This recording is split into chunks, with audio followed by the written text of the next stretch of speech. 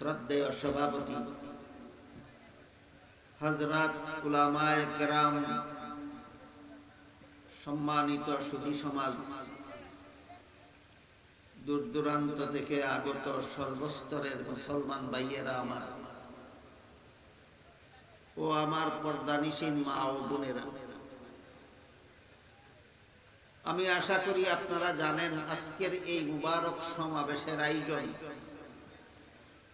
স্থানীয় একটি মাদ্রাসার পক্ষ থেকে করা হয়েছে। এজন্য মাদ্রাসা শিক্ষা সম্পর্কে কিছু কথা আপনাদের সামনে তুলে ধরার উদ্দেশ্যে আমি পবিত্র কোরআনের একটি আয়াতের অংশ এবং হযরত রাসূল করিম সাল্লাল্লাহু আলাইহি ওয়াসাল্লামের একটি সংক্ষিপ্ত হাদিস তিলাওয়াত করেছি। যে আয়াতাংশ আমি আপনাদের সামনে তিলাওয়াত করেছি সেই আয়াতাংশে ধারাবাহিক তাফসীর বা ব্যাখ্যা উলামায়ে কেরামের জানা আছে। যদি কারো মনে না থাকে তাদের উদ্দেশ্যে ধারাবাহিক ব্যাখ্যা করতে গেলে সময় আমার একটু লম্বা হয়ে যাবে এবং আপনাদের বুঝতে একটু কঠিন হবে। সেজন্য আমি তিলাওয়াতকৃত আয়াতের ধারাবাহিক ব্যাখ্যায় না গিয়ে শুধু আয়াতের সার মর্মটা আপনাদের সামনে তুলে ধরছি, যাতে আপনারা সকলেই আয়াতের বিষয়বস্তুটা বুঝে যেতে পারেন। যেহেতু এই মুবারক সম্মেলন একটি মাদ্রাসার পক্ষ থেকে এর আয়োজন করা হয়েছে, তাই এই আয়াত আমি আপনাদের সামনে তেলাওয়াত করার উদ্দেশ্য হলো এই আয়াতে আল্লাহ পাক রব্বুল আলামিন ইসলামী শিক্ষা তথা মাদ্রাসা শিক্ষা এমন তিনটি বিশেষণের আলোচনা করেছেন, যে তিনটি বিশেষণ ছাড়া মাদ্রাসা শিক্ষা সফল হতে পারে। আরো সহজ করে যদি আপনাদের জন্য, আপনাদের বুঝার সুবিধার্থে আমি যদি আরো সহজ ভাষায় বলি, তাহলে বলতে হয় এই আয়াতে আল্লাহ মাদ্রাসা শিক্ষা সফল হওয়ার জন্য তিনটি শর্ত আরোপ করেছে। তিন শর্ত সাপেক্ষে মাদ্রাসা শিক্ষা সফল। তিন শর্তের কোন শর্তের অভাবে মাদ্রাসা শিক্ষা বিফল। তাহলে পরিষ্কার হলো প্রথমেই যে মাদ্রাসা শিক্ষা সফলও আছে, মাদ্রাসা শিক্ষা বিফল। সফল মাদ্রাসা শিক্ষার তিন গুণ, যে তিন গুণের বিবরণ দিয়েছেন আল্লাহ তিলাওয়াতকৃত আয়াত। গুণ তিনটার শিরোনাম, তিন গুণের হেডিং আগে বলে দিচ্ছি, একটু মনোযোগে স্মরণ রাখার চেষ্টা করুন। সফল মাদ্রাসা শিক্ষার প্রথম গুণ হলো মাদ্রাসা শিক্ষার বৈশিষ্ট্য। দ্বিতীয় গুণ হলো মাদ্রাসা শিক্ষার আদর্শ। তৃতীয় গুণ হলো মাদ্রাসা শিক্ষার বৈশিষ্ট্য। মাদ্রাসা শিক্ষার উদ্দেশ্য, বৈশিষ্ট্য, আদর্শ, উদ্দেশ্য। সফল মাদ্রাসা শিক্ষার একটা বৈশিষ্ট্য, সফল মাদ্রাসা শিক্ষার সুনির্দিষ্ট আদর্শ, সফল মাদ্রাসা শিক্ষার সুনির্দিষ্ট উদ্দেশ্য। সেই বৈশিষ্ট্য, আদর্শ এবং উদ্দেশ্য যে মাদ্রাসা শিক্ষায় পাওয়া যাবে, সেই মাদ্রাসা শিক্ষা হবে সফল।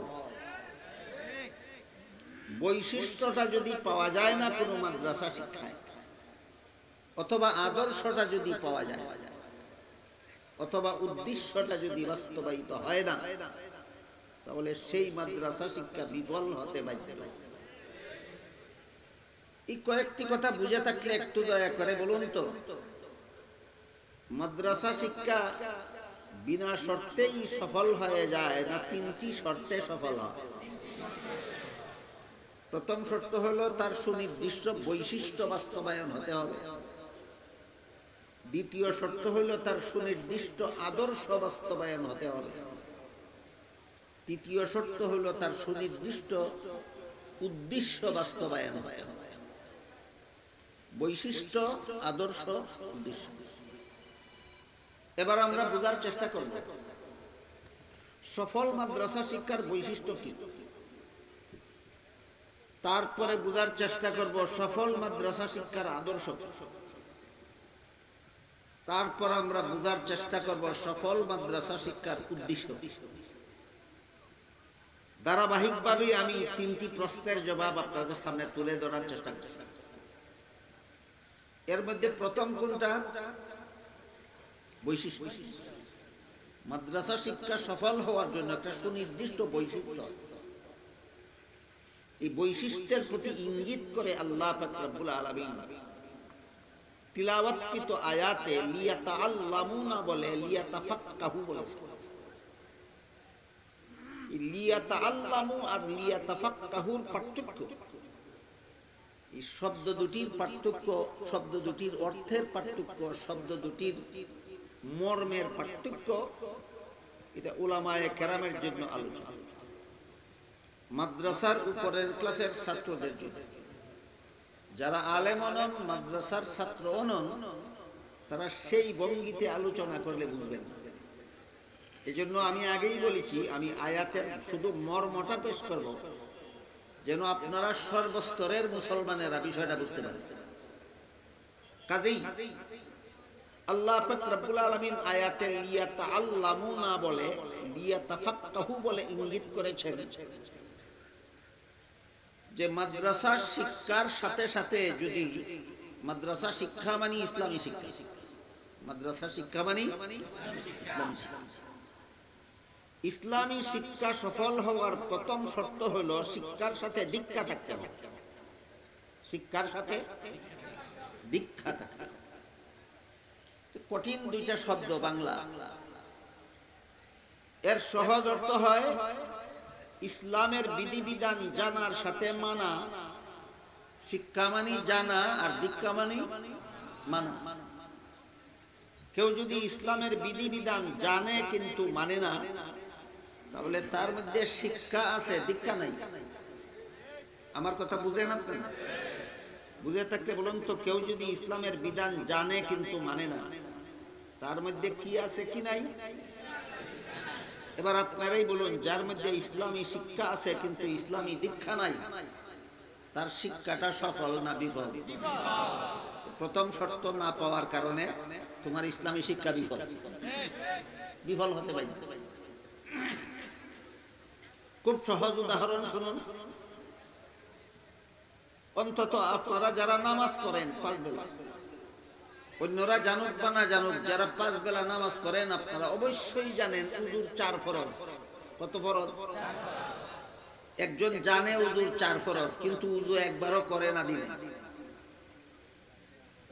24 ঘন্টায় একবারও উযু করে না, নামাজই পড়ে না, উযুর দরকার কি তার? তার কি জানার অভাব না মানার অভাব? তার জানাটা সফল না বিফল? অনুরূপ ভাবে আরেকজন জানে নামাজের 13 ফরজ। কত ফরজ? 13 ফরজ, কিন্তু নামাজ পড়েই না। বুঝে থাকলে বলুন তো, তার মধ্যে কি আছে কি নাই? তাহলে তার শিক্ষা সফল না বিফল? সুতরাং দীক্ষা ছাড়া শিক্ষা বিফল, দীক্ষা ছাড়া শিক্ষা বিফল। এজন্য আল্লাহ পাক রব্বুল আলামিন ইসলামী শিক্ষা সফল হওয়ার প্রথম শর্ত আরোপ করেছেন, শিক্ষার সাথে দীক্ষা থাকতে হবে। এটা বুঝাবার জন্য আল্লাহ লিয়াতাআল্লামু ফিদ্দীন না বলে লিয়াতাফাক্কাহু ফিদ্দীন বলেছেন।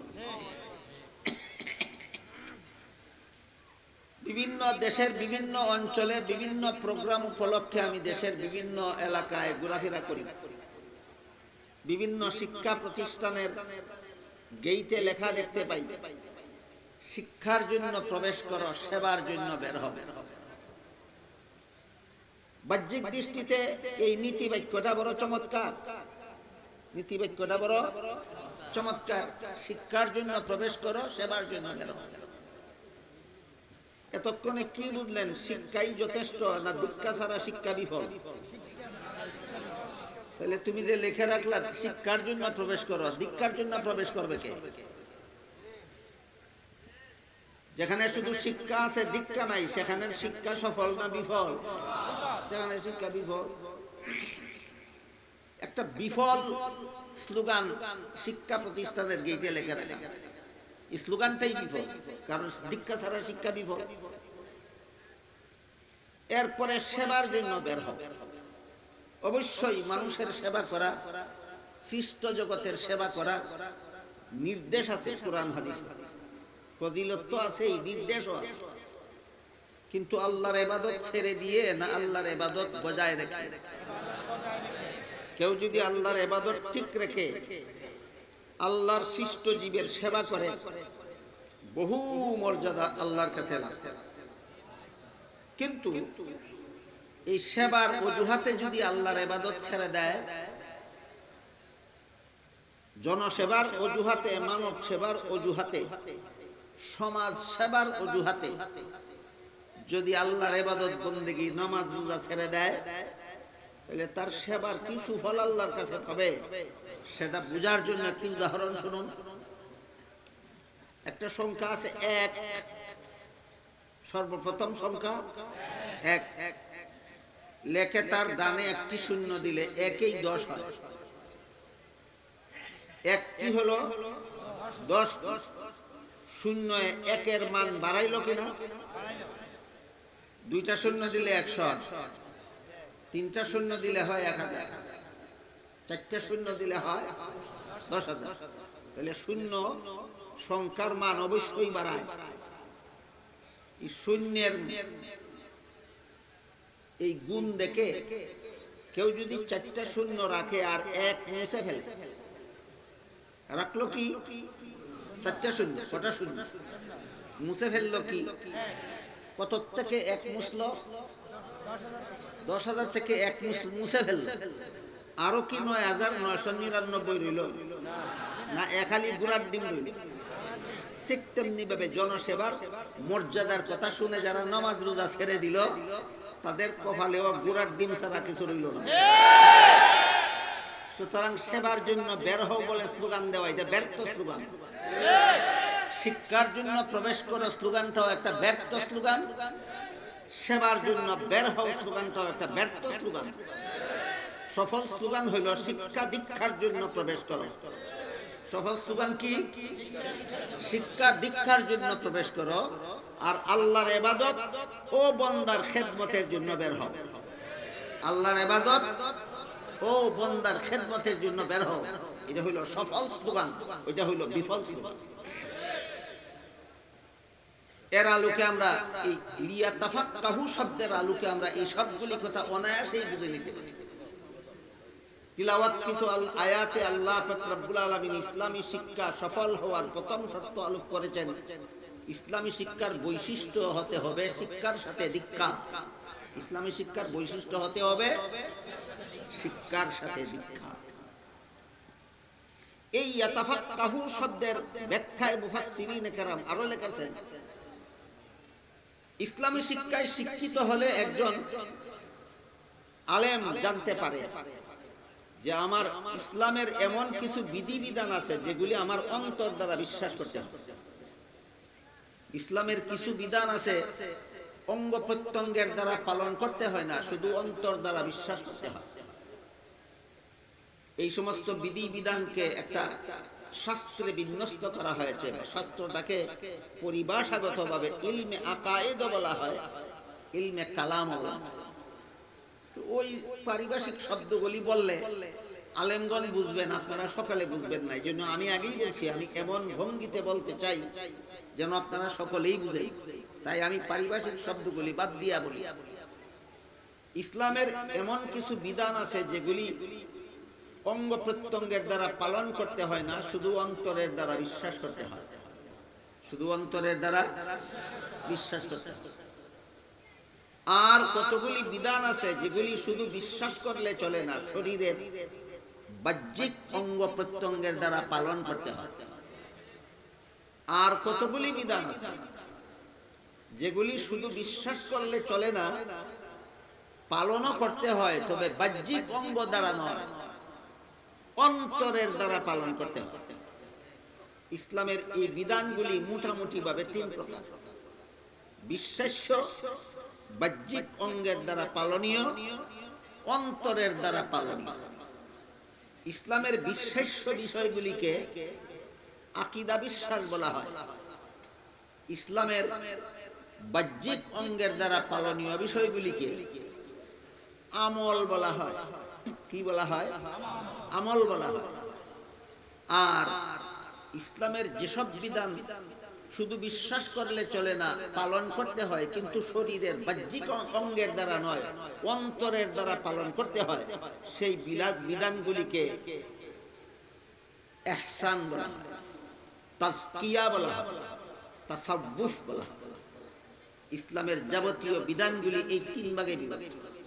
এর মধ্যে প্রথম প্রকার বিধান হইল আকীদা বিশ্বাস। প্রথম প্রকার বিধান আকীদা বিশ্বাস। 6টা কথা আছে। এই 6 কথা যখন কোনো মানুষ বিশ্বাস করে, তখন সেই মানুষটা আল্লাহর কাছে মুমিন, মুসলমান বলে গণ্য হয়। এই 6 কথা ঈমানে মুফাসসালে উল্লেখিত আছে। আমানতু বিল্লাহি ওয়া মালাইকাতিহি ওয়া কুতুবিহি ওয়া রুসুলিহি ওয়াল ইয়াউমিল আখিরি ওয়াল কদরি খাইরিহি ওয়া শাররিহি মিনাল্লাহি তাআলা ওয়াল বাসি বাদাল মাউত। মোটামুটি এর মর্মার্থ হলো, আমি আল্লাহকে বিশ্বাস করলাম, আমি আল্লাহর ফেরেশতাগণ বিশ্বাস করলাম, আমি আল্লাহর নাজিলকৃত আসমানি কিতাবগুলি বিশ্বাস করলাম, আমি আল্লাহর প্রেরিত নবী রাসূলগণকে বিশ্বাস করলাম, আমি আল্লাহর নির্ধারিত তকদীর বা ভাগ্য তালিকা বিশ্বাস করলাম, আর আমি পরকাল বিশ্বাস করলাম। কোন কাল? কটা হইল? 6টা। আল্লাহ বিশ্বাস, ফেরেশতা বিশ্বাস, আসমানি কিতাব বিশ্বাস, নবী রাসূল বিশ্বাস, তকদীর বিশ্বাস, পরকাল বিশ্বাস। এই 6টা কথা বিশ্বাস করলেই একজন মানুষ আল্লাহর কাছে মুমিন, মুসলমান বলে গণ্য হয়। লিয়াতাফাক্কাহু শব্দের ব্যাখ্যায় অন্তর্ভুক্ত এইগুলি। আপনার 6 কথা বিশ্বাস করলে আপনি আল্লাহর কাছে মুমিন, মুসলমান গণ্য হবেন। এই 6 কথা বিশ্বাস না করলে আপনি আল্লাহর কাছে মুমিন, মুসলমান বলে গণ্য হবেন। কাজেই একটা মানুষ মুসলমান না অমুসলমান, এটা যাচাইয়ের জন্য ঈমানে মুফাসসাল হলো একটা স্কেল। ঈমানে মুফাসসাল হলো একটা স্কেল। ঈমানে মুফাসসালের স্কেল দিয়ে মাপুন আপনার মধ্যে 6 কথার বিশ্বাস আছে কিনা। যদি দেখেন আপনার মধ্যে 6 কথার বিশ্বাস আছে, তাহলে স্কেলের দ্বারা সাব্যস্ত হলো আপনি মুসলমান। আর ঈমানে মুফাসসালের 6 কথার দ্বারা মাপলে যদি দেখা যায় কারো মধ্যে 2 নম্বরটার বিশ্বাস নাই, অথবা 3 নম্বরের বিশ্বাস নাই, অথবা 4 নম্বরের বিশ্বাস নাই, তাহলে স্কেলের দ্বারা ধরা পড়লো সে মুমিন, মুসলমান নয়। তাহলে একজন মানুষ মুসলমান কিভাবে হয় আর অমুসলমান কিভাবে হয়?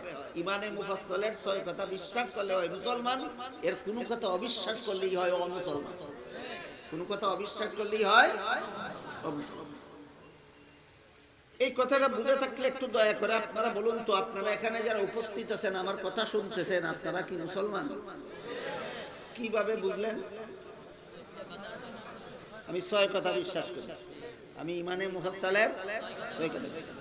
আমি আগেই বলেছি, সর্বস্তরের মানুষের বুঝার মতো করে বল।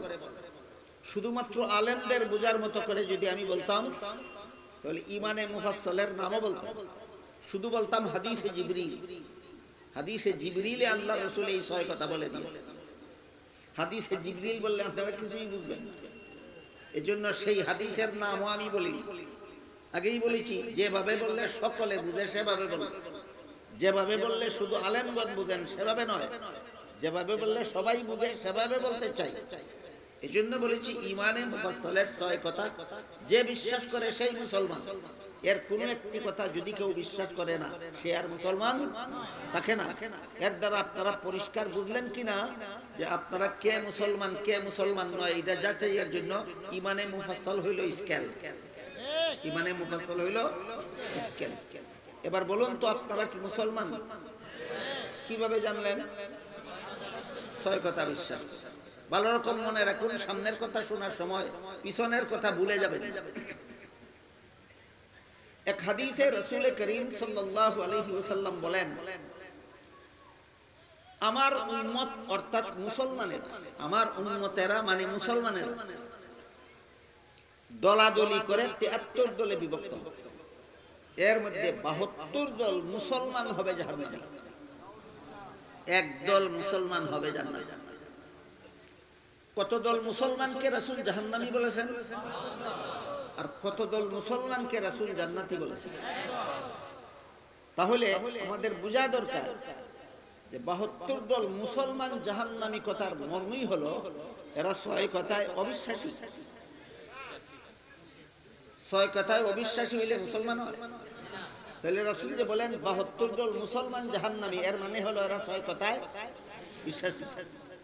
একদল মুসলমান জান্নাতি, এরাও 6 কথায় বিশ্বাসী। তাহলে জান্নাতি মুসলমানের দলটাও 6 কথায় বিশ্বাসী।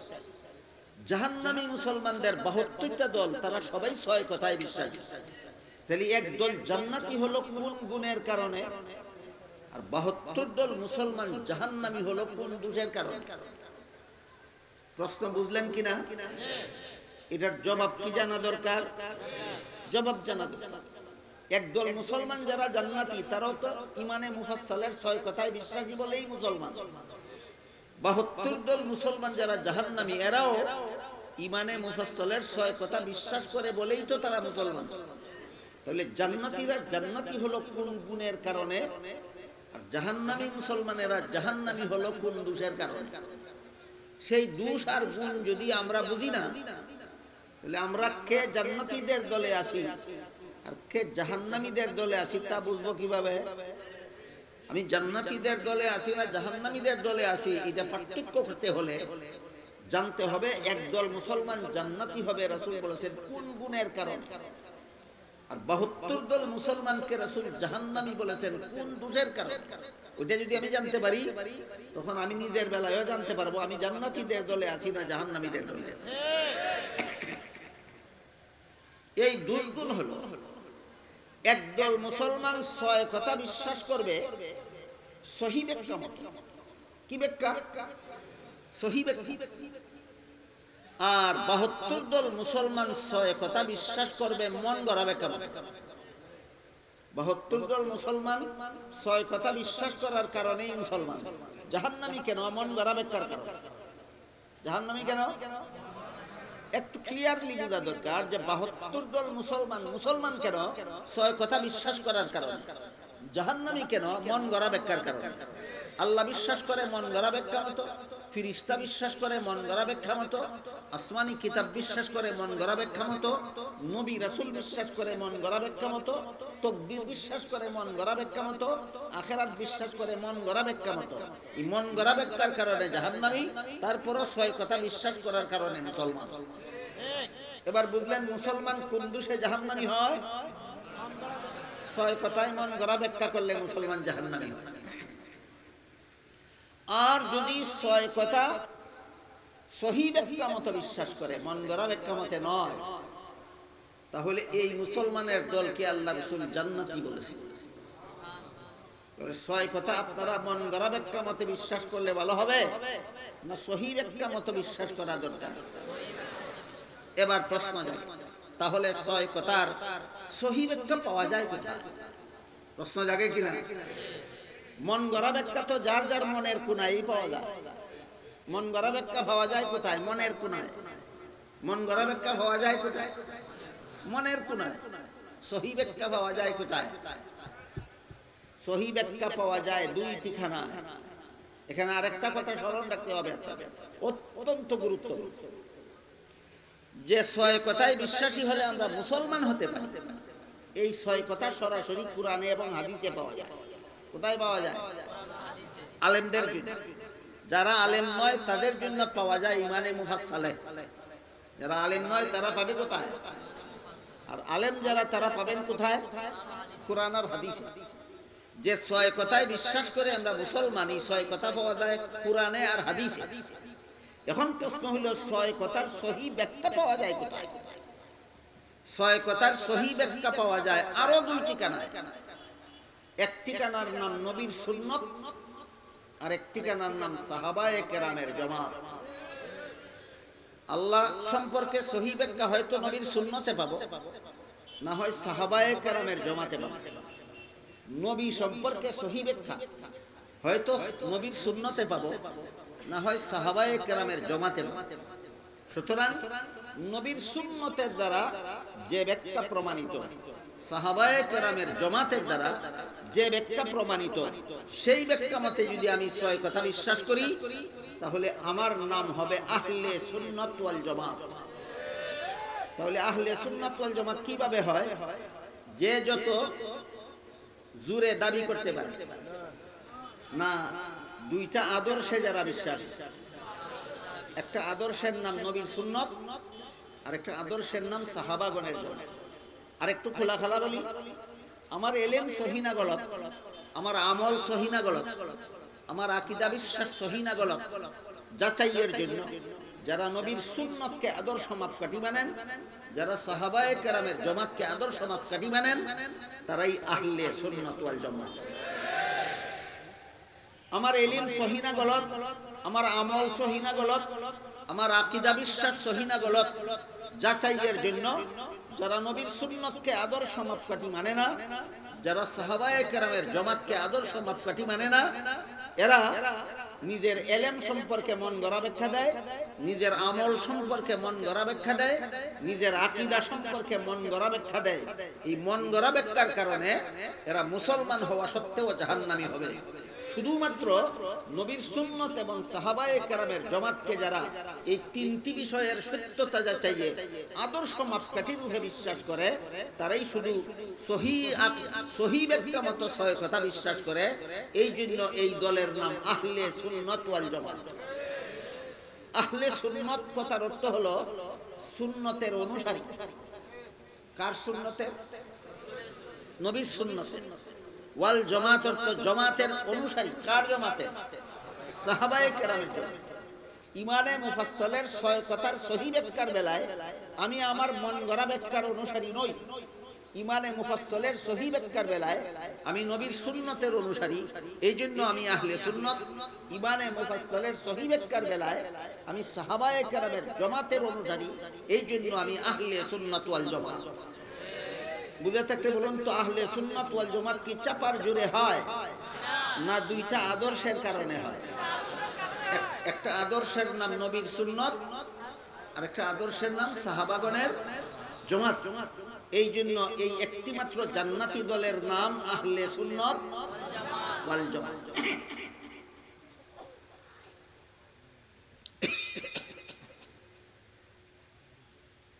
পক্ষান্তরে আপনি যদি আল্লাহ সম্পর্কে মন গড়া ব্যাখ্যা গ্রহণ করেন, ফেরেশতা সম্পর্কে মন গড়া ব্যাখ্যা গ্রহণ করেন, আসমানি কিতাব সম্পর্কে মন গড়া ব্যাখ্যা গ্রহণ করেন, নবী রাসূল সম্পর্কে মন গড়া ব্যাখ্যা গ্রহণ করেন, তাহলে আপনিও আহলে সুন্নাত ওয়াল জামাত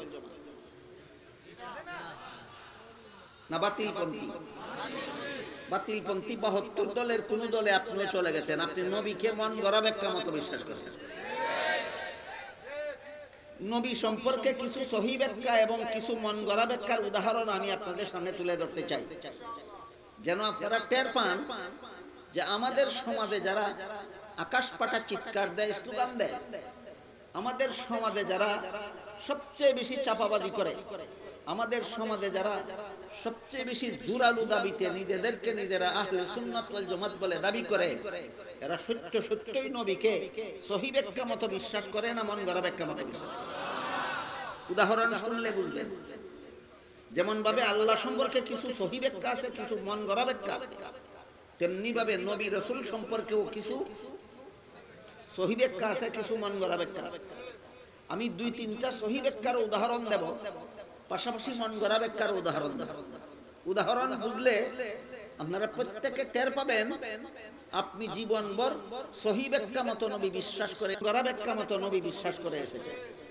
যারা মন গড়া ব্যাখ্যার মতো নবী বিশ্বাস করবে এরা আহলে সুন্নাত ওয়াল জামাত নয়, এরা সঠিকপন্থী মুসলমান নয়, বাতিলপন্থী মুসলমান। এই জন্য আল্লাহ রাসূল এই সমস্ত মুসলমানদেরকে জাহান্নামী বলেছেন। এবার দু একটা উদাহরণ তুলে ধরছি, সবগুলি আলোচনা একদিনে করা যাবে না। ইমানে মুফাসসালের 6 কথার মধ্যে নবী রাসূলের বিশ্বাস হলো 4 নম্বর কথা। কত নম্বর? 4 নম্বর কথা। 1 নম্বর কথা হলো আল্লাহ বিশ্বাস, 2 নম্বর কথা হলো ফেরেশতা বিশ্বাস, 3 নম্বর কথা হলো আসমানি কিতাব বিশ্বাস। এই প্রত্যেকটার ওই কিছু সহিহ ব্যাখ্যা আছে, কিছু গলত ব্যাখ্যা আছে। বুঝে থাকতে বলুন তো সবগুলি কি একদিনে আলোচনা করা যাবে? এই জন্য প্রথম 3টার আলোচনা আজকের জন্য মুলতবি রইল। আজকে 4 নম্বর হইল নবী রাসূল বিশ্বাস। এই 6 কথার 4 নম্বর কথা হইল নবী রাসূল বিশ্বাস। নবী রাসূল সম্পর্কে কিছু সহিহ ব্যাখ্যা এবং কিছু মন গড়া ব্যাখ্যার উদাহরণ আপনাদের সামনে তুলে ধরছি, যেন আপনারা টের পান, আপনারা যেন অনুভব করতে পারেন আপনারা কে কে জীবনভর মন গড়া বিশ্বাস, নবী সম্পর্কে মন গড়া বিশ্বাস পোষণ করে এসেছেন, আর কারা কারা সহিহ ব্যাখ্যা মতো নবী রাসূল বিশ্বাস করে চলেছেন। নবী রাসূল সম্পর্কে 1 নম্বর সহিহ ব্যাখ্যা হলো আল্লাহ পাক রব্বুল আলামিন পবিত্র কোরআনের এক আয়াতে বলেন, লা ইয়ানালু আহদিজ জালিমিন।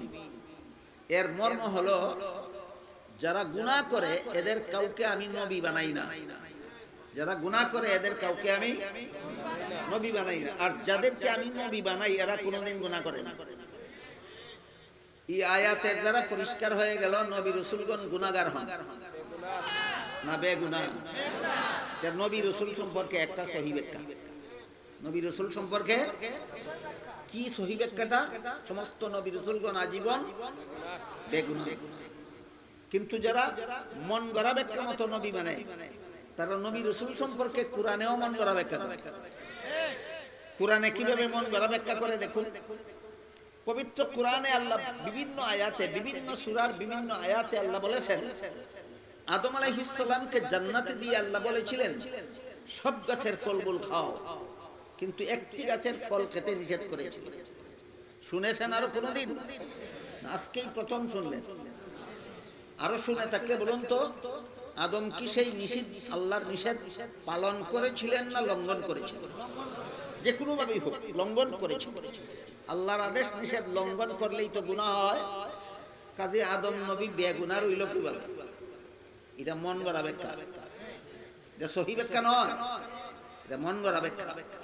এই মন গড়া ব্যাখ্যার আশ্রয়ে বাংলাদেশে এমন বহু মুসলমান পাওয়া যায় যারা নবীগণকে গুনাহগার মনে করে। নবীগণকে গুনাহগার মনে করা এটা মন গড়া ব্যাখ্যা মতো নবী বিশ্বাস। কি ব্যাখ্যা মতো? মন গড়া ব্যাখ্যা মতো নবী বিশ্বাস। তাহলে আদমের নিষিদ্ধ গাছের ফল খাওয়ার সহিহ ব্যাখ্যা কি? এবার শুনুন সহিহ ব্যাখ্যা কি। বিভিন্ন সহিহ ব্যাখ্যা আছে, এর মধ্যে 2টা সহিহ ব্যাখ্যা শোনাই। একটা সহিহ ব্যাখ্যা হলো মানুষের জীবনের কোনো কাজের দ্বারা সওয়াব হয় অথবা গুনাহ হয়, দুনিয়ার জীবনে, জান্নাতি জীবনে নয়। মানুষের কোনো কাজে সওয়াব হয় অথবা গুনাহ হয় কোন জীবনে? জান্নাতি জীবনের কোনো কাজের সাথে সওয়াবেরও কোনো সম্পর্ক নাই, গুনাহরও কোনো সম্পর্ক নেই।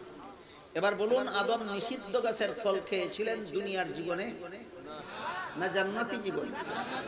এর সাথে কোনো সওয়াব গুনাহর সম্পর্ক নাই। এটা হলো সহিহ ব্যাখ্যা, এটা হলো সহিহ ব্যাখ্যা। আমার কথা বুঝে থাকতে বলুন তো আদম নবীকে আপনি কোন ব্যাখ্যা মতো বিশ্বাস করবেন? মন গড়া ব্যাখ্যা মতো বিশ্বাস করলে গুনাহগার সাব্যস্ত করে ফেলবেন। মন গড়া ব্যাখ্যা মতো আদম আলাইহিস সালামকে নবী মানলে গুনাহগার সাব্যস্ত করে ফেলবেন। সহিহ ব্যাখ্যা মতো নবী মানলে আদম বেগুনাহ সাব্যস্ত হবে। 2 নম্বর সহিহ ব্যাখ্যা এই আদমের নিষিদ্ধ গাছের ফল খাওয়ার 2 নম্বর সহিহ ব্যাখ্যা হলো দুনিয়ার জীবনেও কোনো মানুষ যদি আল্লাহর নিষিদ্ধতা ভুলে গিয়ে লঙ্ঘন করে ফেলে গুনাহগার হয়। যেমন রমজান মাসের দিনের বেলায় কোন রোজাদারকে আল্লাহ নিষেধ করেছেন খানা পিনা করা যাবে না দিনের বেলায়, কিন্তু রোজাদার যদি নিজের রোজার কথা ভুলে গিয়ে খানা পিনা করে ফেলে, আপনাদের কারো জানা থাকতে বলুন গুনাহ হয়? আল্লাহর নিষেধ লঙ্ঘন করলো, গুনাহ হলো না কেন? ভুলে গেছে। আল্লাহ আদম সম্পর্কে বলেন নাসিয়া আদম, আদমও ভুলে গেছে। তুমি ভুলে গেলে গুনাহ হয় না, আর তোমার বাবার বাবার বাবা 14 গোষ্ঠীর বাবা আদমে ভুলে গেলে গুনাহ হয়। তুমি আকীদা শিক্ষা করেছো কোথায়? তাহলে পরিষ্কার হয়ে গেল যে নবী রাসূল সম্পর্কে একটা সহিহ ব্যাখ্যা হলো তারা বেগুনাহ হয়ে থাকে। পক্ষান্তরে আপনি যদি নবীর জীবনের কোন ঘটনাকে মন গড়া ব্যাখ্যা করেন, তাহলে এই মন গড়া ব্যাখ্যার দ্বারা নবীকে আপনি গুনাহগার সাব্যস্ত করতে পারবেন। মন গড়া ব্যাখ্যার দ্বারা নবীকে গুনাহগার সাব্যস্ত করা যায়, সহিহ ব্যাখ্যার দ্বারা কোন নবী গুনাহগার সাব্যস্ত হন না। সুতরাং নবী রাসূল সম্পর্কে একটা সহিহ ব্যাখ্যা হলো তারা আজীবন বেগুনাহ।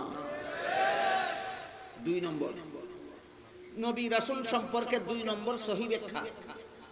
হাদিস শরীফে রাসূল করিম সাল্লাল্লাহু আলাইহি ওয়াসাল্লাম বলেন, আল আমবিয়াউ আহইয়াউন ফি কুবুরিহিম, নবী রাসূলগণ দাফন করার পর আল্লাহ তাদেরকে জীবিত করে দেন এবং জীবিত হয়ে কিয়ামত পর্যন্ত তারা জীবিত অবস্থায় রওজা শরীফের ভিতরে থাকে।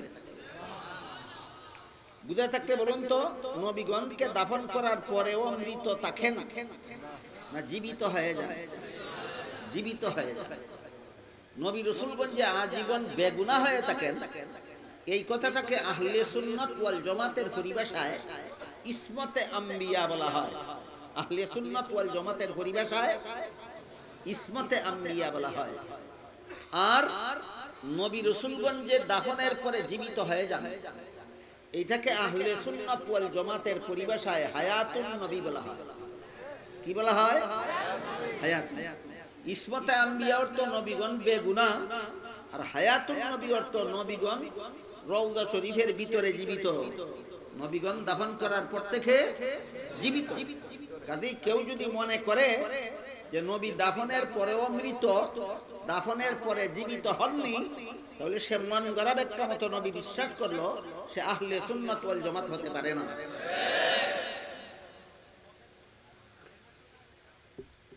নবী রাসূল সম্পর্কে 3 নম্বর সহিহ ব্যাখ্যা হল, জীবিত হয়ে তারা রওজা শরীফের ভিতরে থাকে।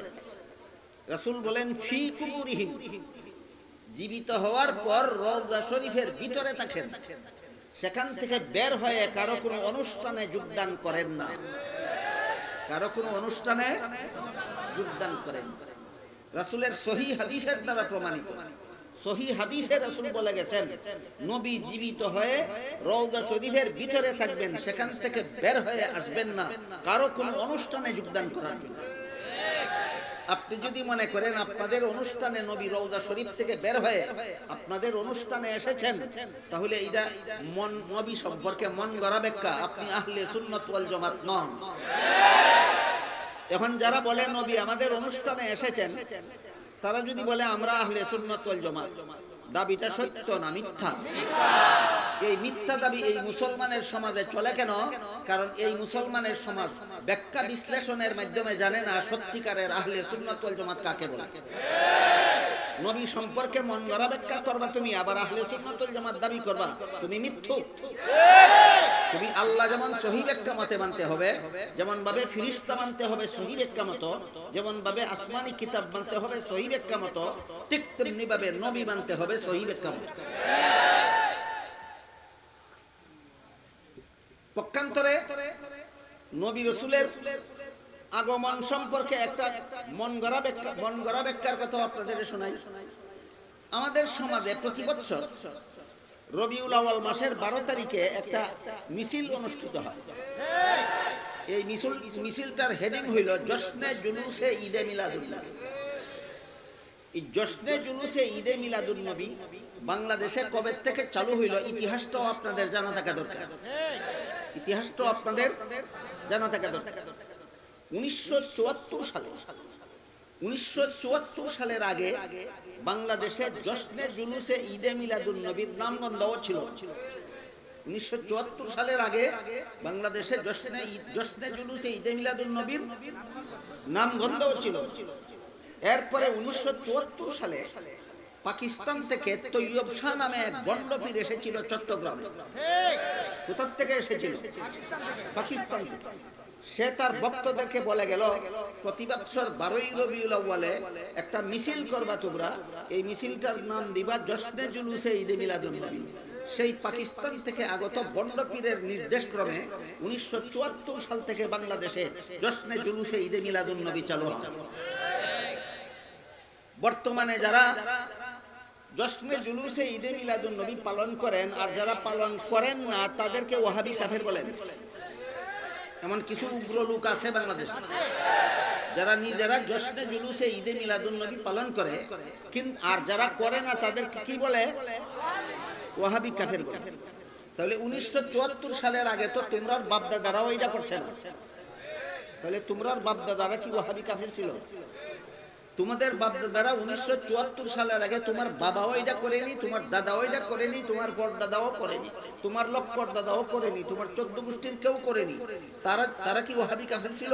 তারা এটা না করে যদি ওয়াহাবি কাফের না হয়ে থাকে, তাহলে বর্তমানে যারা করে না এরা ওয়াহাবি কাফের হবে কেন? এই জশ্নে জুলুসে ঈদে মিলাদুন নবীতে যত স্লোগান দেওয়া হয়, এর মধ্যে একটা স্লোগানে বলা হয় জিন্দা নবীর আগমন, শুভেচ্ছা স্বাগত। কি নবীর আগমন? জিন্দা নবীর আগমন, শুভেচ্ছা স্বাগত। কি বুঝাইলা তুমি জিন্দা নবীর আগমন বলে? যদি বোঝাও এই কথা যে নবী চিরকাল জিন্দা, নবীর কোনোদিন মরণ হয় না, এই যদি তোমার স্লোগানের অর্থ হয়, তাহলে তোমার স্লোগান সরাসরি কোরআন বিরোধী, আল্লাহ বিরোধী। কারণ আল্লাহ কোরআনে বলেছেন ইন্নাকা মাইয়িতুন ওয়া ইন্নাহুম মাইয়িতুন, হে মুহাম্মদুর রাসূলুল্লাহ সাল্লাল্লাহু আলাইহি ওয়াসাল্লাম, নিশ্চয়ই আপনিও মরণশীল, তারাও মরণশীল। বলুন আল্লাহ কোরআনে পরিষ্কার ভাষায় আমাদের নবীকে মরণশীল বলেছেন কিনা? জিন্দা নবী বলতে যদি তুমি বুঝাও যে নবী কোনোদিনও মরণ নাই, অতীতেও নাই, ভবিষ্যতেও নাই, তাহলে তোমার স্লোগান কোরআন বিরোধী, আল্লাহ বিরোধী। তোমার তো ইমানই থাকে না, তোমার কিসের সুন্নি আর ওয়াহাবি? আর যদি বলো যে না আমি এই ব্যাখ্যা মতো জিন্দা নবী বলিনি, আমি বলেছি দাফন করার পরে নবী জিন্দা, এই অর্থে জিন্দা নবী বলেছি, তাহলে এটা সঠিক। দাফন করার পরে নবী জিন্দা। তোমার আগমন কথাটা বলো, তোমার আগমন কথাটা হাদিস বিরোধী, রাসূল বিরোধী। কারণ রাসূল পরিষ্কার ভাষায় সহিহ হাদিসে বলে গেছেন আল আমবিয়াউ আহইয়াউন ফি কুবুরিহিম, শব্দটা হাদিসের শব্দটা আপনারা স্মরণ রাখুন, ফি কুবুরিহিম, ফি কুবুরিহিম, ফি কুবুরিহিম। নবী জিন্দা হয়ে রওজা শরীফের ভিতরে থাকেন, ভিতরে থাকেন, ভিতরে থাকেন, বের হয়ে আগমন। সুতরাং তোমার আগমন শব্দটা নবী বিরোধী, তোমার আগমন শব্দটা রাসূল বিরোধী, হাদিস বিরোধী। হাদিস বিরোধী স্লোগান দিয়া সুন্নি হয় না, রাসূল বিরোধী স্লোগান দিয়া সুন্নি হয় না। তাহলে সুন্নি কি সাফার জুড়ে হয় না? দুইটা আদর্শের কারণে হয়। একটা আদর্শের নাম নবীর সুন্নত, আর একটা আদর্শের নাম সাহাবায়ে কেরামের জামাত। এই দুই আদর্শে যারা বিশ্বাসী তারা সত্যিকারের আহলে সুন্নাত ওয়াল জামাত। এবার মূল আলোচনার দিকে ফিরে যাই। তেলাওয়াতকৃত আয়াতে বলেছিলাম, তেলাওয়াতকৃত আয়াতে আল্লাহ পাক রব্বুল আলামিন ইসলামী শিক্ষার সাফল্যের জন্য 3টি শর্ত আরোপ করেছেন। 3 শর্তে ইসলামী শিক্ষা সফল হয়, ভুলে গেলেন? প্রথম শর্ত বৈশিষ্ট্য। সফল ইসলামী শিক্ষার বৈশিষ্ট্য হলো এলেমের সাথে সাথে আমল, শিক্ষার সাথে সাথে দীক্ষা। আর ইসলামী শিক্ষা সফল হওয়ার 2 নম্বর শর্ত হলো আদর্শ। সহিহ ইসলামী শিক্ষার আদর্শ হলো নবীর সুন্নত এবং সাহাবাগণের জামাত। নবীর সুন্নত এবং সাহাবাগণের জামাত। যারা নিজের এলেম সহি না গলত, নিজের আমল সহি না গলত, নিজের আকীদা বিশ্বাস সহি না গলত যাচাইয়ের জন্য যারা নবীর সুন্নতকে আদর্শ মাপকাঠি মানে, সাহাবায়ে কেরামের জামাতকে যারা আদর্শ মাপকাঠি মানে, তারা সত্যিকারের আহলে সুন্নাত ওয়াল জামাত। যারা আল্লাহ বিশ্বাসের বেলায় সুন্নতে রাসূল এবং জামাতে সাহাবাকে আদর্শ মাপকাঠি মানে না, যারা নবী বিশ্বাসের বেলায় সুন্নতে রাসূল এবং জামাতে সাহাবাকে আদর্শ মাপকাঠি মানে না, তারা সুন্নি সুন্নি বলে আকাশ ফাটা চিৎকার করলেও সত্যিকারের আহলে সুন্নাত ওয়াল জামাত হতে পারে না। যারা নবী মানে সহিহ ব্যাখ্যা মত না, মন গড়া ব্যাখ্যা মত। কাজেই ইসলামী শিক্ষা সফল হওয়ার জন্য 2 নম্বর শর্ত হইল সুন্নতে রাসূল এবং জামাতে সাহাবাকে আদর্শ মানতে হবে। সুন্নতে রাসূল এবং জামাতে সাহাবাকে আদর্শ মানতে হবে। এই হইল ইসলামী শিক্ষা সফল হওয়ার 2 নম্বর শর্ত। আদর্শ হতে হবে তোমার সুন্নতে রাসূল, আদর্শ হতে হবে তোমার জামাতে সাহাবা। তারপরে ইসলামী শিক্ষার উদ্দেশ্য, তিলাওয়াতকৃত আয়াতের শেষের অংশে আল্লাহ পাক রব্বুল আলামিন বলেন, ওয়াল ইউনজিরু কওমাহুম ইযা রাজাউ ইলাইহিম লাআল্লাহুম ইয়াহযারুন। একদল মুসলমানেরা ইসলামী শিক্ষায় শিক্ষিত হয়ে, ইসলামের দীক্ষায় দীক্ষিত হয়ে, একদল মুসলমানেরা শিক্ষার সাথে সাথে দীক্ষা গ্রহণ করলো, একদল মুসলমানেরা সুন্নতে রাসূল এবং জামাতে সাহাবাকে আদর্শ মানল। এরা হক্কানি উলামায়ে কেরাম। আমাদের দেশে হকপন্থী আলেম না বাতিলপন্থী আলেম এটা যাচাইয়ের জন্য সুস্পষ্ট কোনো মাপকাঠি জনসাধারণের হাতে নাই। এই জন্য বাতিলপন্থীরাও আকাশ ফাটা চিৎকার দিয়া বলে উলামায়ে হক্কানি জিন্দাবাদ। তুমি কি বুঝো উলামায়ে হক্কানি কাকে বলে? উলামায়ে কেরামের জন্য হক্কানি উলামায়ে কেরামের ডেফিনেশন একরকম, যেটা বললে আপনারা বুঝবেন না। এই জন্য সর্বস্তরের মুসলমানে বুঝার জন্য উলামায়ে হক্কানির ডেফিনেশন হলো যারা এলেম অনুপাতে আমল করে, এলেম অনুপাতে আমল করে, আর সুন্নতে রাসূল এবং জামাতে সাহাবার আদর্শ মতো আকীদা বিশ্বাস পোষণ করে, তারা হক্কানি আলেম। কেমন আলেম? হক্কানি আলেম। হক্কানি অর্থ সঠিক পন্থী, সঠিক পন্থী আলেম তারা যাদের এলেমে আর আমলে মিল আছে, আর যাদের আকীদায় সুন্নতে রাসূল এবং জামাতে সাহাবা আদর্শ হিসাবে গণ্য, এরা হক্কানি উলামায়ে কেরাম। এই সমস্ত হক্কানি উলামায়ে কেরামের কর্মজীবনের দায়িত্বটা কি? আলেমগণের কর্মজীবনের দায়িত্ব কি? এই প্রশ্নের পরিষ্কার জবাব আমাদের সমাজের সাধারণ মুসলমান, তো সাধারণ মুসলমান অনেক বড় বড় শিক্ষিতরা পর্যন্ত জানে না যে আলেমগণের কর্মজীবনের দায়িত্ব কি। না জানার কারণে আলেমগণকে নানাভাবে তিরস্কার, নানাভাবে নিন্দাবাদ, নানা রকম ভাবে আলেমের বিরুদ্ধে বিশুদ্ধার করে, বলে তাকে আলেমগণ সমাজের বেকার, আলেমগণ সমাজের বেকার, মাদ্রাসা শিক্ষিতরা সমাজের বেকার, সমাজের কোনো কাজে আসে না। অথচ এই অশিক্ষিত, এই শিক্ষিত মূর্খরা যারা বলে আলেমগণ সমাজের বেকার, আমি এদেরকে শিক্ষিত মূর্খ বলে থাকি। আপনাদের মনে প্রশ্ন জাগতে পারে, শিক্ষিত হলে মূর্খ হয় কিভাবে, আর মূর্খ হলে শিক্ষিত? বাংলা অর্থ কি? ওকে, যা কোনো কাজের নয়, এটাকে ফার্সি ভাষায় বলে বেকার, আর বাংলায় বলে ওকে। এবার আসুন, যারা আলেমদেরকে বেকার বা ওকে বলে, তাদের কথাটার সত্যতা যাচাইয়ের দরকার এই সমাজের সমস্ত মুসলমান। আলেমদের কথা আমি একটু পরে বলবো। আমাদের সমাজের যারা স্কুল কলেজ ভার্সিটিতে পড়ে, আমরা তো তাদেরকে পর্যন্ত অকেজু বলি না। তারাও তো কোনো না কোনো কাজে লাগে। আমার দৃষ্টিতে আমাদের সমাজের যারা স্কুল কলেজ ভার্সিটিতে পড়ে, তারা প্রধানত 2 কাজের হয়। কত কাজে? 2 কাজে। 1 নম্বর, কেউ যদি স্কুলে পড়ে, সরকারি স্কুলে পড়ে, সরকারি কলেজে পড়ে, ভার্সিটিতে পড়ে, এই জন্য যে এর দ্বারা আমি একটা সরকারি সার্টিফিকেট লাভ করলাম, সরকারি সার্টিফিকেট পাইলে আমি সরকারি চাকরি পাবো, সরকারি চাকরি পাইলে আমি সরকারি বেতন ভোগ করতে পারবো আজীবন, আর চাকরির মেয়াদ শেষে সরকারি পেনশন পাবো লক্ষ লক্ষ টাকা। এই উদ্দেশ্যে যদি কেউ স্কুলে পড়ে, কলেজে পড়ে, ভার্সিটিতে পড়ে, সেও তো বেকার নয়, তার তো একটা কাজ আছে। সেও বেকার নয়, একটা কাজ আছে। কিন্তু এই উদ্দেশ্যে যারা স্কুল কলেজ ভার্সিটিতে পড়েন, আপনারা সমাজ সেবার দাবি করবেন না।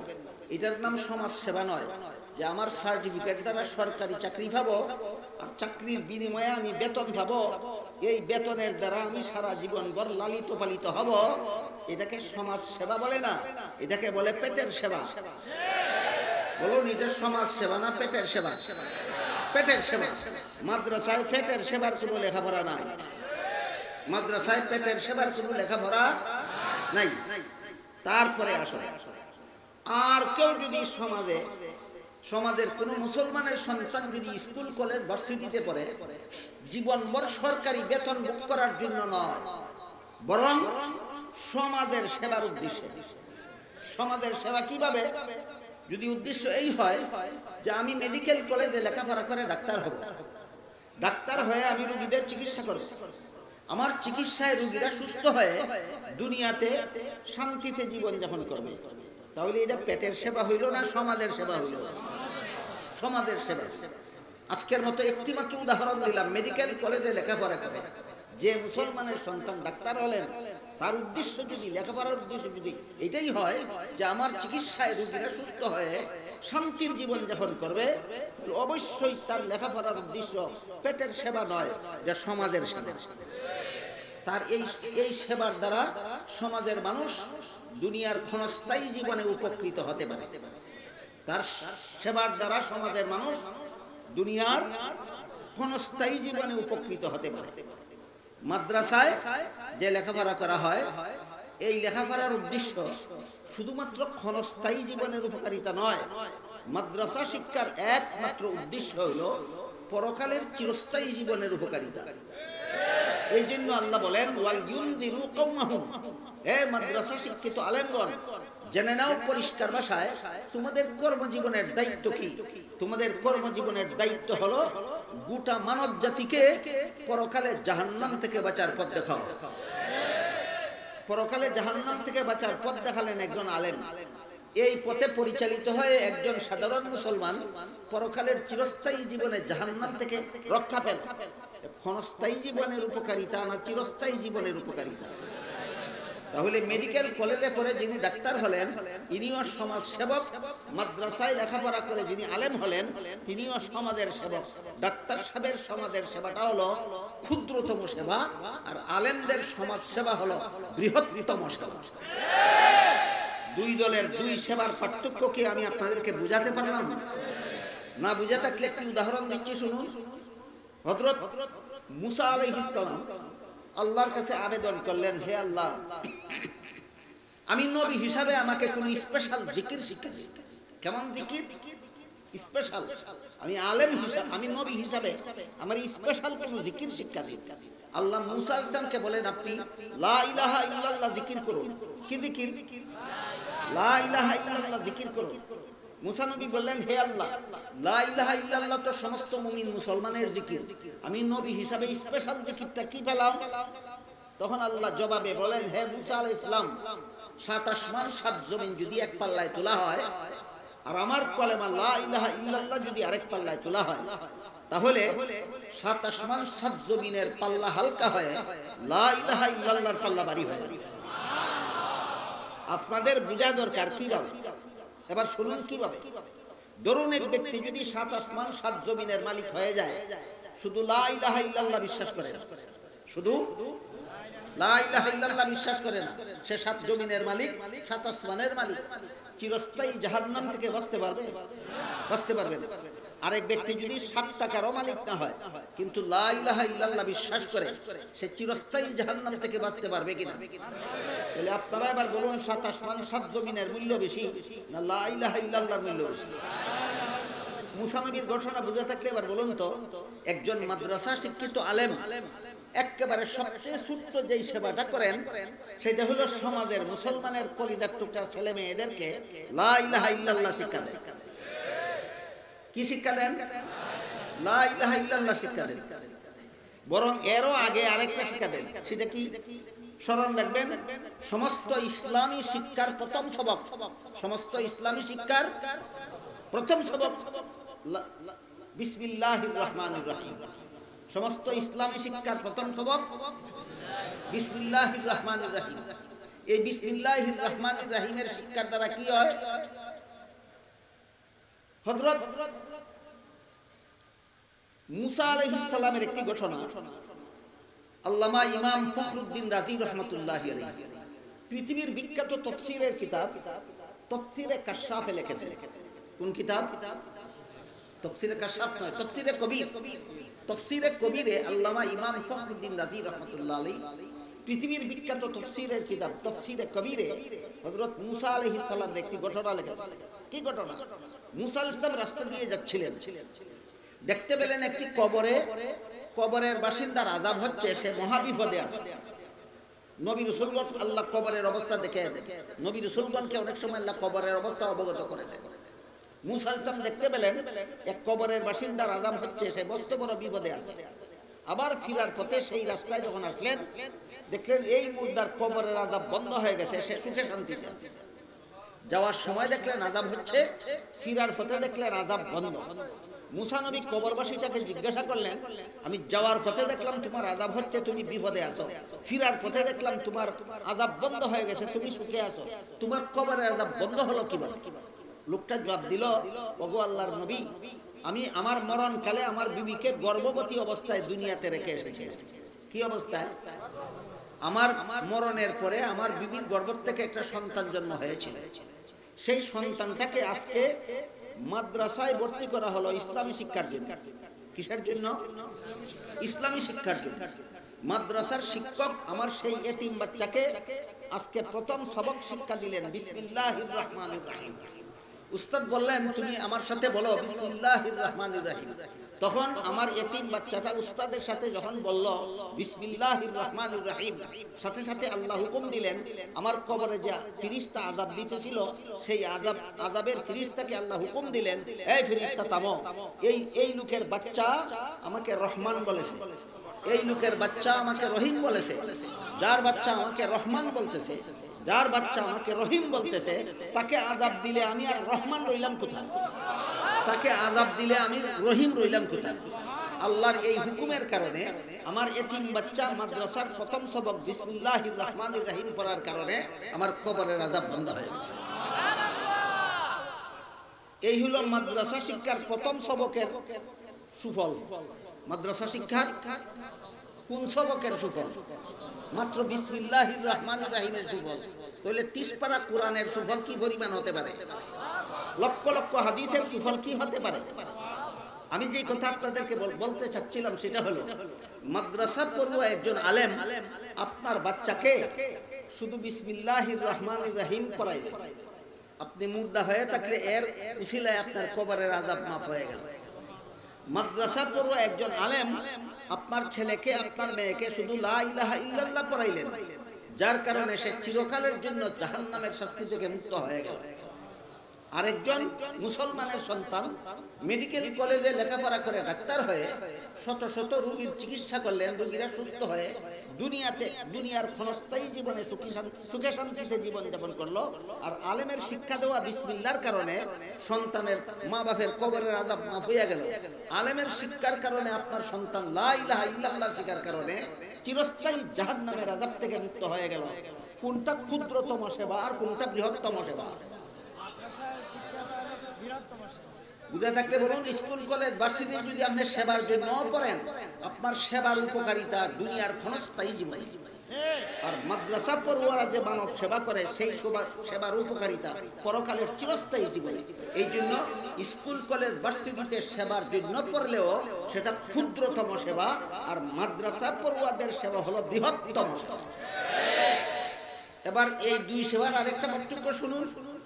যদিও মেডিকেল কলেজ পড়নেওয়ালা ডাক্তার সাহেব রোগীদের সুস্থতার জন্যই চিকিৎসা করেন, রোগীরা দুনিয়াতে সুখে শান্তিতে জীবন যাপন করার উদ্দেশ্যে চিকিৎসা করেন, কিন্তু এর ভিতর দিয়ে প্রতি মাসে মাসে তার পকেটে লাখ লাখ টাকা ঢুকে কিনা?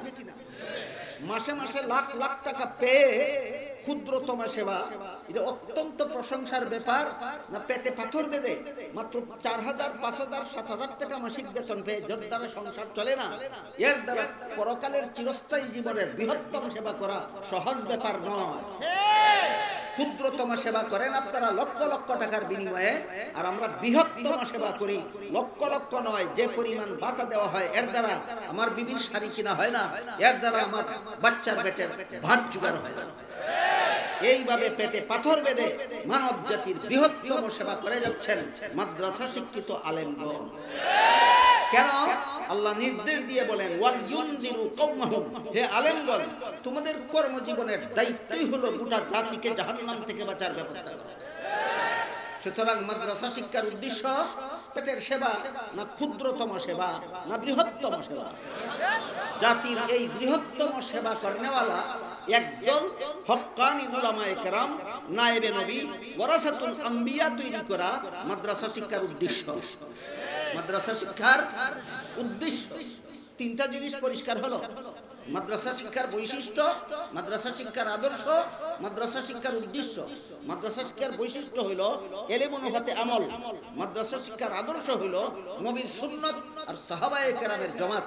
মাদ্রাসা শিক্ষার উদ্দেশ্য হইল পেটের সেবা, ক্ষুদ্রতম সেবা না মানব জাতির বৃহত্তম সেবা? মানব জাতির এরকম বৃহত্তম একদল সেবক তৈরি করা, যাদেরকে রাসূলের ভাষায় ওয়ারাসাতুল আম্বিয়া বলা হয়। মুসলমান সমাজের মধ্যে এমন একদল ওয়ারাসাতুল আম্বিয়া তৈরি করা মাদ্রাসা শিক্ষার উদ্দেশ্য।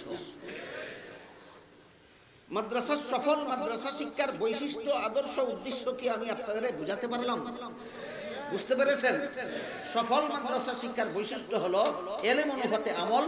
সফল মাদ্রাসা শিক্ষার আদর্শ হইল নবীর সুন্নাত এবং সাহাবাগণের জামাত। সফল মাদ্রাসা শিক্ষার উদ্দেশ্য হইল একদল ওয়ারাসাতুল আম্বিয়া তৈরি করা। এই তিনটা জিনিস বর্তমান দুনিয়াতে, এই তিনটা জিনিস পরিপূর্ণ বল। এই তিনটা জিনিস সন্তোষজনকভাবে পাওয়া যায় একমাত্র কওমি মাদ্রাসা। মাদ্রাসা শিক্ষা সফল হওয়ার বৈশিষ্ট্য, মাদ্রাসা শিক্ষা সফল হওয়ার আদর্শ, মাদ্রাসা শিক্ষা সফল হওয়ার উদ্দেশ্য সন্তোষজনকভাবে পাওয়া যায় একমাত্র কওমি মাদ্রাসা। বিশ্বাস না হলে কওমি মাদ্রাসার ছাত্রদের দিকে তাকিয়ে দেখুন, তাদের এলেমে আর আমলে মিল আছে কিনা। কওমি মাদ্রাসার ছাত্রদের পরীক্ষার হলে গিয়ে দেখুন, তারা কিতাবের পাতা ছিঁড়ে চুরি করে পরীক্ষা দেয় কিনা। কওমি মাদ্রাসার ছাত্রদের লিবাস পোশাকের দিকে চেয়ে দেখুন, এরা সুন্নতের খেলাফ লিবাস পোশাক পরে কিনা। কওমি মাদ্রাসার ছাত্রদের চুলদারি মুছের দিকে চেয়ে দেখুন, এরা সুন্নতের খেলাফ চুলদারি মুছ রাখে কিনা। যদি না রাখে, তাহলে এই কথার জ্বলন্ত প্রমাণ হলো যে আল্লাহ পাক রব্বুল আলামিন কোরআনে যে মাদ্রাসা শিক্ষা সফল হওয়ার শর্ত দিয়েছিলেন এলেম অনুভূতি আমল, এটা সন্তোষজনকভাবে পাওয়া যায় কওমি মাদ্রাসায়। বর্তমানে কওমি মাদ্রাসার সূর্য সন্তানেরাই সুন্নতে রাসূল এবং জামাতে সাহাবাকে মনে প্রাণে আদর্শ বলে বিশ্বাস করে। এবং বর্তমানে কওমি মাদ্রাসা থেকে যে পরিমাণ গোটা মানব জাতিকে জাহান্নাম থেকে বাঁচার পথ দেখাবার মতো পথ প্রদর্শক তৈরি হচ্ছে, আর কোন প্রতিষ্ঠান থেকে সেই পরিমাণ তৈরি হচ্ছে না। সুতরাং আল্লাহ পবিত্র কোরআনে সফল মাদ্রাসা শিক্ষার জন্য যে তিনটি শর্ত আরোপ করেছিলেন, বৈশিষ্ট্য, আদর্শ, উদ্দেশ্য, এই তিন শর্ত বর্তমান দুনিয়াতে সন্তোষজনকভাবে পাওয়া যায় একমাত্র কওমি মাদ্রাসায়। এবার আমি আপনাদের সামনে এই কেন কওমি মাদ্রাসায় এই তিন জিনিস সন্তোষজনকভাবে পাওয়া যায়, অন্য কোথাও পাওয়া যায় না আমি বলি না, তবে অন্যখানে সন্তোষজনকভাবে পাওয়া যায় না, পরিমাণে কম। কওমি মাদ্রাসায় এই তিন জিনিস সন্তোষজনকভাবে পাওয়া যায়, মানে উল্লেখযোগ্য পরিমাণে পাওয়া যায়। কওমি মাদ্রাসায় কেন আল্লাহর ঘোষিত এই তিন সাফল্য কওমি মাদ্রাসায় কেন সন্তোষজনকভাবে পাওয়া যায়, এই প্রশ্নের জবাব দিয়ে আমার বক্তব্য শেষ করতে চাই। এই প্রশ্নের অতি সংক্ষিপ্ত জবাব, কওমি মাদ্রাসায় কেন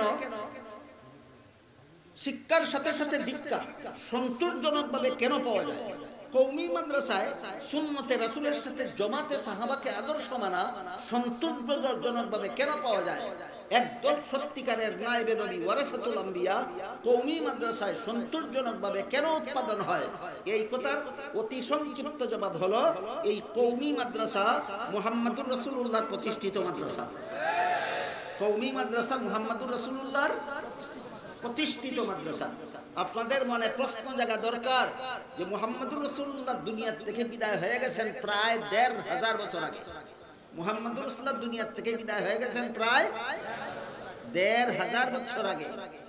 আর উপমহাদেশের সমস্ত কওমি মাদ্রাসার প্রথম মাদ্রাসা, উপমহাদেশের সমস্ত কওমি মাদ্রাসার মডেল, উপমহাদেশের সমস্ত কওমি মাদ্রাসার প্রধান হলো দারুল উলুম দেওবন্দ মাদ্রাসা, প্রতিষ্ঠিত হয়েছে মাত্র ১৫০ বছর আগে। যে নবী ১৫০০ বছর আগে দুনিয়ার থেকে বিদায় হয়ে গেছে, সেই নবী মাত্র ১৫০ বছর আগে দারুল উলুম দেওবন্দ মাদ্রাসা প্রতিষ্ঠা করতে আবার আসলেন কিভাবে? আমরা তো আগেই জেনে এসেছি যে নবী রওজা শরীফ থেকে বের হয়ে কোথাও আসেন না। মনে আছে তো আগের কথা? তাহলে নবী দেওবন্দে আসলেন কবে আর দেওবন্দ মাদ্রাসা প্রতিষ্ঠা করলেন কিভাবে? এটা তো আহলে সুন্নাত ওয়াল জামাতের আকীদার সাথে মিলে না। প্রশ্নটা বুঝলেন কিনা? প্রশ্নের জবাব বোঝার জন্য অতি সংক্ষেপে বলছি।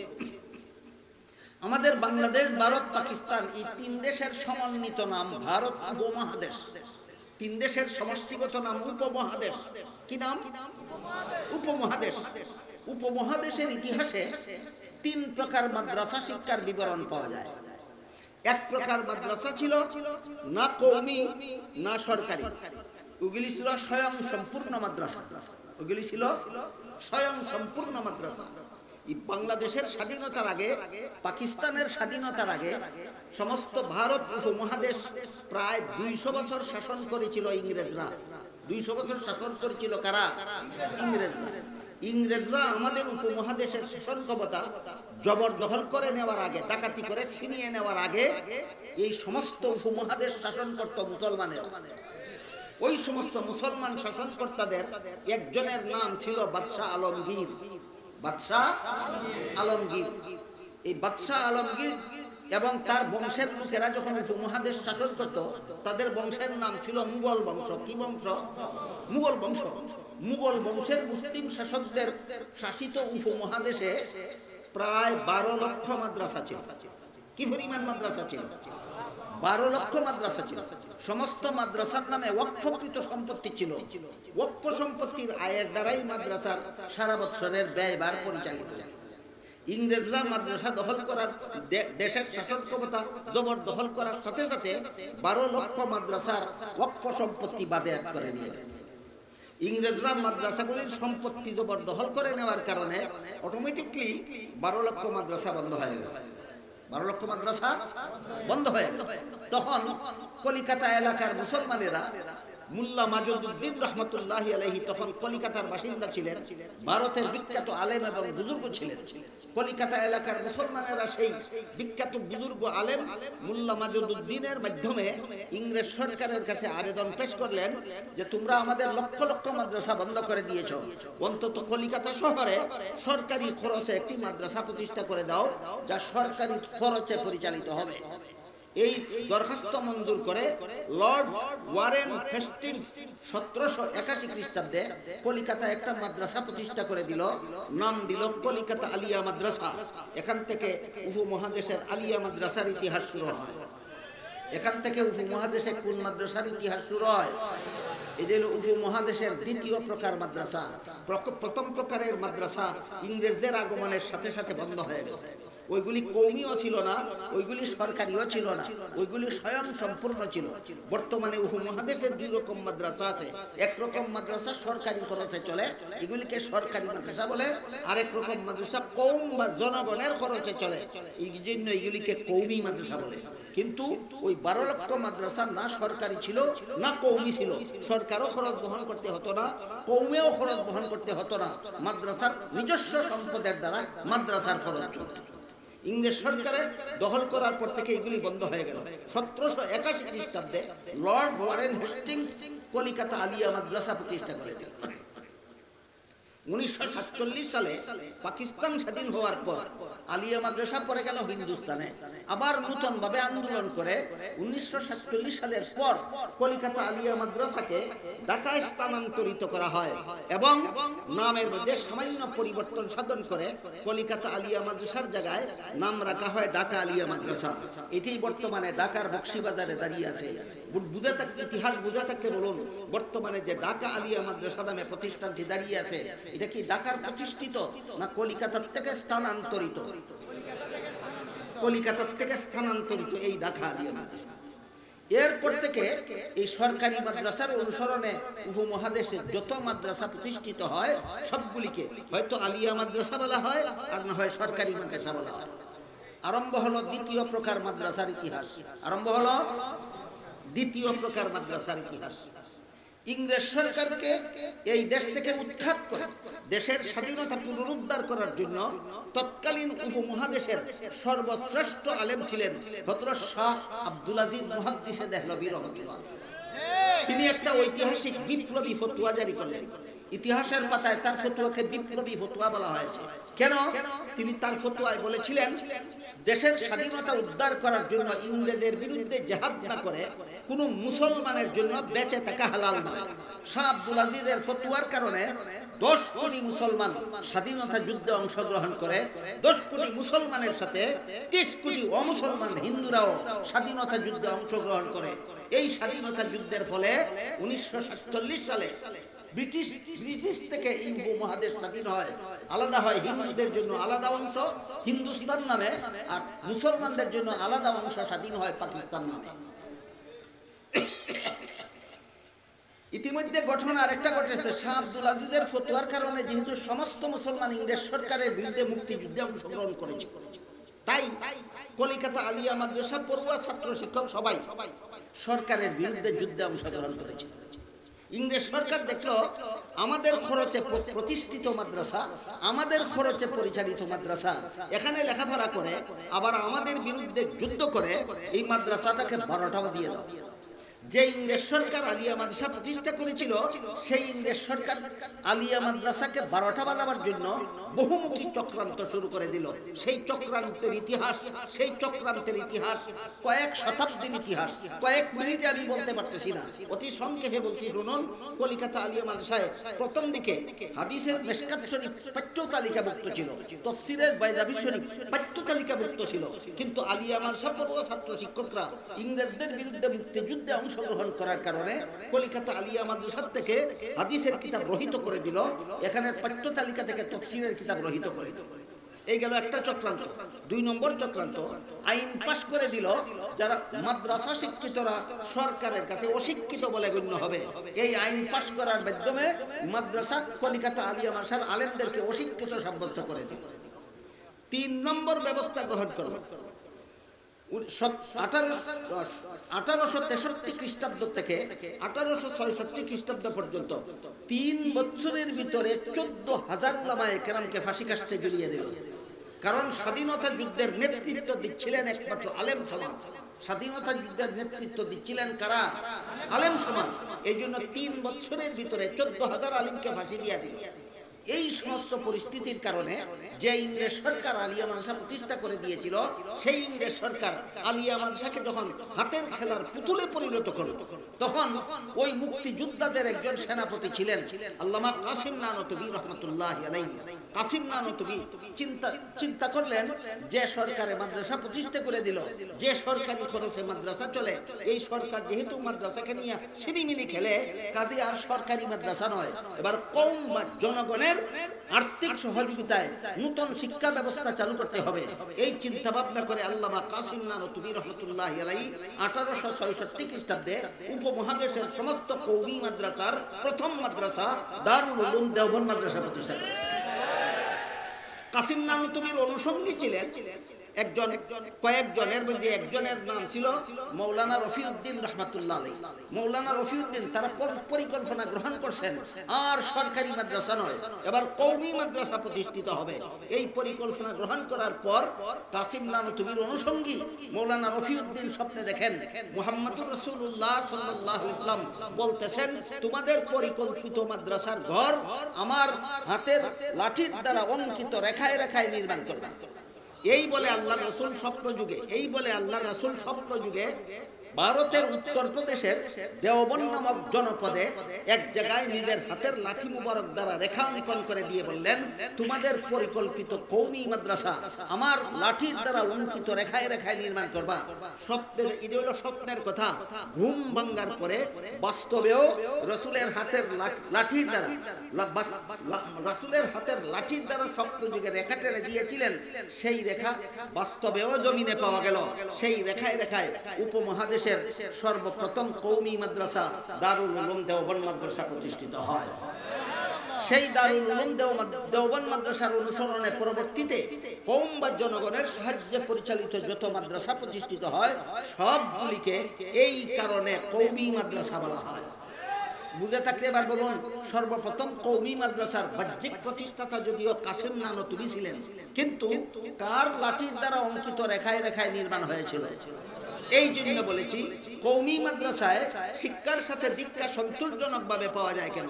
কওমি মাদ্রাসায় সত্যিকারের আহলে সুন্নাত ওয়াল জামাত সন্তোষজনকভাবে পাওয়া যায় কেন? কওমি মাদ্রাসায় সত্যিকারের ওয়ারাসাতুল আম্বিয়া সন্তোষভাবে পাওয়া যায় কেন?